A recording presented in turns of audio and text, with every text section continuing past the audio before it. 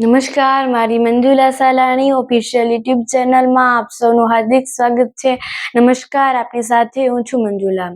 છેલ્લા કેટલાક મહિનાથી યુદ્ધ ખૂબ ભયંકર બનતું જઈ રહ્યું છે. તેમાં પણ આ છેલ્લા 24 કલાકથી યુદ્ધની સમગ્ર ગેમ બદલાઈ ગઈ છે.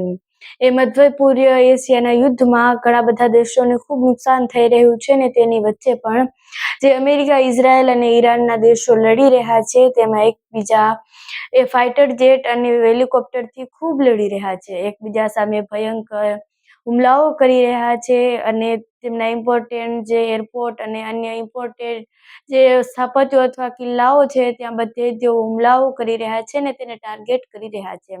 અમેરિકા ઈરાનને ટાર્ગેટ કરે છે તો ઈરાન અમેરિકાને ટાર્ગેટ કરે છે. આવી જ રીતે ત્રણેય દેશો એકબીજાની સામે લડી રહ્યા છે અને એ લડતની વચ્ચે આ છેલ્લા થોડાક કલાકોમાં ગેમનું આ જે સમગ્ર યુદ્ધ છે તે કંઈક અલગ જ રીતે બદલાઈ ગયું હોય તેવું લાગે છે. આપણા બધાને એવું લાગી રહ્યું છે કે અમેરિકા એક ખૂબ સુરક્ષાવાળો દેશ છે ને તેની પાસે સુરક્ષા ખૂબ છે. તેની પાસે સૈન્યની પ્રતિષ્ઠા છે અને તે કોઈ પણ દેશ સામે લડી શકે તેટલો શક્તિશાળી દેશ છે. અમેરિકાથી કેટલા બધા દેશો ખૂબ ડરે છે અને અમેરિકાની સામે લડવાની હિંમત પણ કેટલા દેશો નથી ધરાવતા.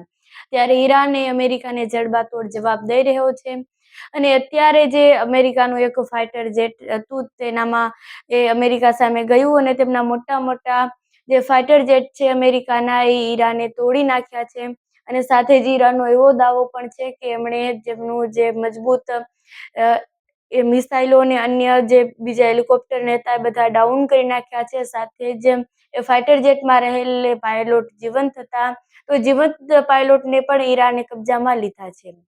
અત્યારે આની ચર્ચા ખૂબ વિશેષમાં ચાલી રહી છે અને સાથે જ અમેરિકા પણ એવું કહી રહ્યું છે. ડોનાલ્ડ ટ્રમ્પ એવું કહી રહ્યા છે કે જો પાયલટ પાછો નહીં આપવામાં આવે તો સીધો તેમને કેવી રીતે જવાબ આપવામાં આવશે. તેઓ તેમને ઈરાનને ખૂબ ધમકીઓ આપી રહ્યા છે અને કહી રહ્યા છે કે અમારો પાયલોટ છે તેને પાછા આપો ને અમે અમારા પાયલટને પાછા લાવીને જ રહીશું. તો સામેથી ઈરાન પણ કંઈક એવી જ રીતે જવાબ આપી રહ્યું છે ને તે કહી રહ્યું છે કે અમે અમેરિકા સામે લડી શકીએ છીએ અને તેમણે તેમના ફાઇટર જેટોને પાડી દીધા. હેલિકોપ્ટર છે તેમને ડાઉન કરી દીધા અને ખૂબ તેમની સામે લડી રહ્યા છે અને લડવાની તાકાત હવે તેમની જેટલા દિવસોથી હતી તેના કરતાં હવે થોડી વધુ વધી રહી છે તેવું લાગી રહ્યું છે. હવે આમાં એ પાયલોટ ફસાયેલા છે તો ઈરાનના કબજામાં છે તો સવાલો એ થઈ રહ્યા છે કે હવે કઈ રીતે અમેરિકા તેને જવાબ આપે છે અથવા તો તેને છુપાઈને જવાબ આવે છે કે સીધી રીતે તેઓ હુમલા કરે છે અથવા તો કંઈક તેવું પણ કરે અને એ સમાધાન કરી લે તેવું પણ જણાઈ રહ્યું છે.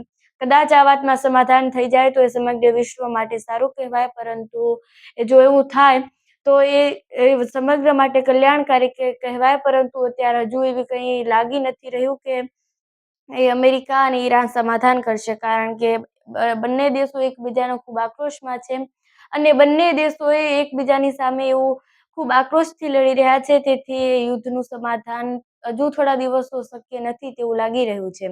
બંને દેશો એ નુકસાનમાં જઈ રહ્યા છે છતાં પણ તેઓ સમાધાન નથી કરતા, તેના માટે વિશેષ ચર્ચાઓ છે. તો તમારું આ વિષય પર શું કહેવું છે કમેન્ટ્સ પર જરૂરથી જણાવજો. સાથે જ મારી મંજુલા સાલાણી ઓફિશિયલ યુટ્યુબ ચેનલને સબસ્ક્રાઇબ કરવાનું ભૂલશો નહીં. નમસ્કાર.